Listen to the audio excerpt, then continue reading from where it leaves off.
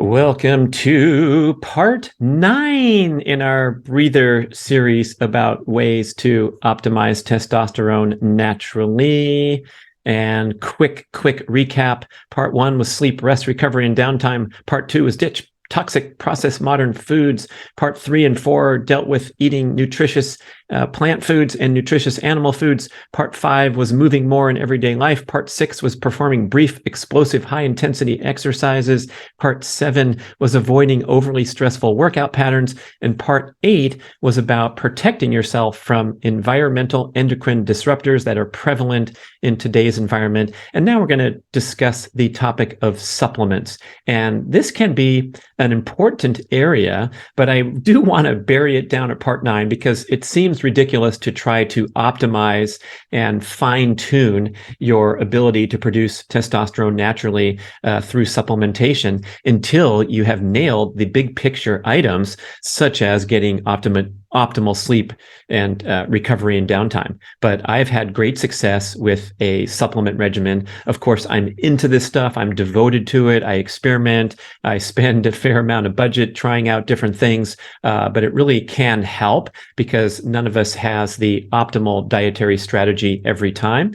As you probably know, I'm a huge proponent of animal organ supplements and working with Ancestral Supplements to promote our awesome product, the MOFO, Male Optimization Formula with Organs. And this product is particularly directed at optimizing your natural testosterone production. So separate and distinct from considering hormone replacement therapy, which is an override of your own metabolic system, this is a way to optimize your natural production. And the product contains a blend of organ extracts of testosterone, prostate, heart, liver, and bone marrow from 100% grass-fed cattle in New Zealand. So it's a very potent and natural and fresh product that gives you the exact materials that you will get from eating these assorted organs if you were to. And I think that's where the term supplement comes in. If your liver game is not optimized right now, and I've been trying to optimize my liver game for a long time, but sometimes it gets squeezed out of the diet. But same with finding bull testicles to consume or the other products that aren't usually offered on the menu at your favorite restaurants or even in stores, difficult to source unless you're deep into it. At least you can take some high quality supplements and still get the proteins, peptides, enzymes, cofactors, and molecular biodirectors contained in these animal organs that help support your own organ function and testosterone production. There's a nice fascination in the ancestral health movement with the like supports like concept that comes from ancestral traditions, where in the old days, Native American healers, if there was someone with a weak heart, they would feed the heart of the animal to the person, or a weakened kidney, they would give them kidney in the diet. And that was believed to help for a long time. It's a fundamental of Eastern medicine as well. You're probably familiar with functional medicine practitioners dispensing extracts like a thyroid extract to help with thyroid function. So there's some good research supporting the effectiveness of consuming these super nutrient-dense organs to help improve organ function.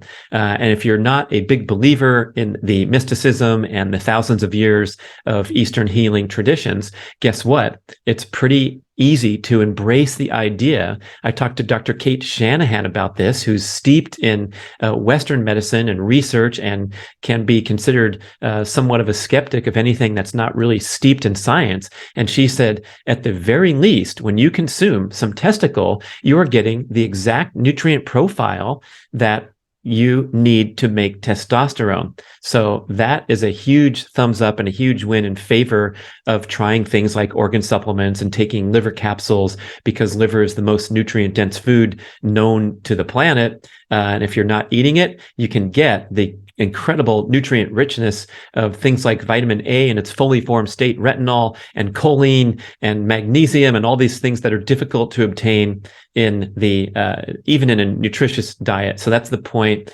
where supplements come in. So I'm going to give a big plug for my MOFO product. You can learn more, bradkearns.com/MOFO, or look at the link up top. And you're just going for optimization on the heels of a nutrient-dense diet, and it's free from junk food and processed food. Otherwise, why spend your money purchasing exotic supplements if you're still throwing in Oreo cookies and whatever else and Cheez-Its and whatnot? Okay, there are also a lot of herbal supplements that have been touted in this category of testosterone optimization. And I have dug deep into the research and listened to a lot of experts trying to figure out what's hype and what really works. And there is a distinction where there's libido and then there's testosterone status. And of course, those are related, but they're not the same thing. So some of these herbals that have been known to enhance libido for thousands of years, in the case of things like ginseng, has been used around the world, and many other ones, they're pretty validated to give a boost in libido, but perhaps not moving the needle very well on testosterone.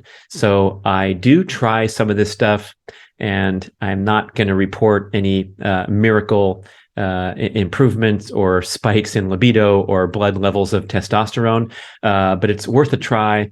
And I think perhaps someone who's struggling with subpar values might get a nice bump from taking certain recommended supplements. But if you're already doing good and eating well and have good blood values, maybe this stuff is, not even icing on the cake, but potentially in the unnecessary category.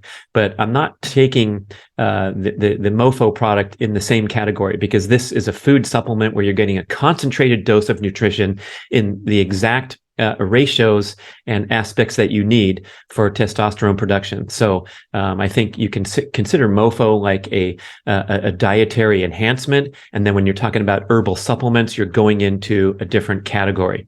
You've probably heard Huberman Lab podcast talk about some of these exotic ones like Tongkat Ali, Fedosia, Longjack, Fenugreek, Tribulus, Ashwagandha, and these are the ones that have been used for a long time and are very popular as libido/testosterone enhancers. Again, I'm not going to discount and say these are a joke or worthless, but I'm also not going to say that they're anywhere close to, for example, optimizing sleep on the list of attributes that can help you enhance testosterone production naturally. Also, zinc and magnesium have often been included in these T boosting supplements that you can see in your face. If you type the right words on Amazon, you'll get inundated with a whole bunch of kick-ass supplement products targeting that bro that wants to find magic in pill form.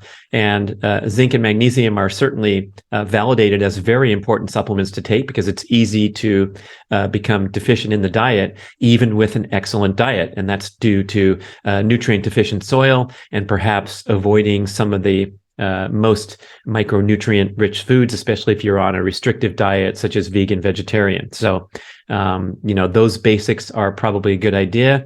When I did my personal consultation with Merrick Health, they gave me a very specific supplement regimen designed to give me a boost in serum as well as free testosterone, and particularly free testosterone. So the difference, serum is the total amount of circulating in the bloodstream, and free testosterone is the amount available to act upon target organs. So there can be certain occasions where your body, the FSH and the LH hormones are telling the testes to manufacture sufficient amounts of testosterone, but you're not able to use it optimally, and you have a low-ish free testosterone number and a satisfactory serum testosterone number. So that's something that could be addressed through supplementation, and that's what the my consultation with Merrick Health, Angelica, the nurse practitioner, was going for a bump in free testosterone. And I got a magnificent bump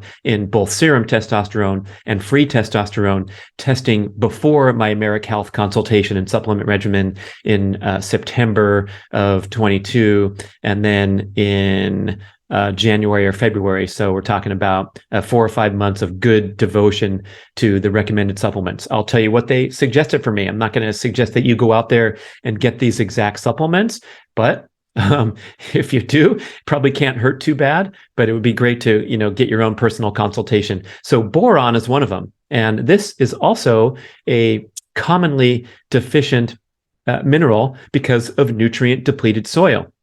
If you go and purchase figs and dates from Mediterranean areas, not California grown, but from the Mediterranean soils that are still rich in boron, you can get a little boost in boron, as well as consume boron capsules in supplement form. I was also given vitamin B6 in the form of PHP. And so the boron and the B6 were intended to get a bit of lowering of sex hormone binding globulin, of which I had plenty of. I was actually outside of the normal range of SHBG. And so getting lower sex hormone binding globulin to release more free testosterone was an effective strategy for me. SHBG is a commonly misunderstood blood test result where we think in simplified terms that sex hormone binding globulin will bind the testosterone instead of release it to become free testosterone, which is true in basic sense, but the desire to lower SHBG as good and high SHBG as bad is completely flawed. And there's a lot of strong arguments talking about a more nuanced understanding of how these major blood test results influence the body. So low sex hormone binding globulin is associated with all kinds of disease and decline. So you definitely don't want to think in black and white terms. But in my case, when I was over the normal range with SHBG, and let's say in the middle of the normal range with free testosterone, I could certainly benefit from some supplements designed to get more releasing of the molecules into free testosterone status. Now, creatine is also huge on this list. So right up front, I would say that is a absolutely essential supplement for all of us, both males and females. You can listen to Cynthia Thurlow talk on her podcast about how important creatine is for females. But essentially, this is, of course, found in good supply in red meat. But you have to eat like 2 pounds of red meat to get the recommended 5 grams of creatine per day. So when you can supplement with a tiny little scoop of creatine for 5 grams, that's why I have 3 grams of creatine in every scoop of the B.rad Whey Protein Superfuel to make sure that you get your daily creatine dose that has all kinds of positive benefits on muscle growth, recovery, and even male hormone status, and even protective effect on brain neurons against the common decline in brain function, especially with aging. So creatine would be an absolutely essential lifetime supplement for many reasons. I mentioned the magnesium already, so you can find transdermal magnesium that you rub on the skin. You can take magnesium supplements. There's so many different forms, and it might be something to look into if you're interested in a real tight list of go-to supplements. So that would wrap up the discussion of part 9 on helpful supplements for natural testosterone optimization. Again, MOFO at the top of the list, going for those animal organs that you may not be super optimized every single day in the diet. You're getting the right, the signaling molecules to help you make testosterone better. And then some of the exotic herbal supplements that are popular these days can be considered. And then I told you my personal customized recommendation with boron, B6, and I also take creatine, of course. And we'll go into some biohacking strategies in part 10. But thanks for listening to me to this point as we get through 9 separate shows on how to optimize testosterone naturally.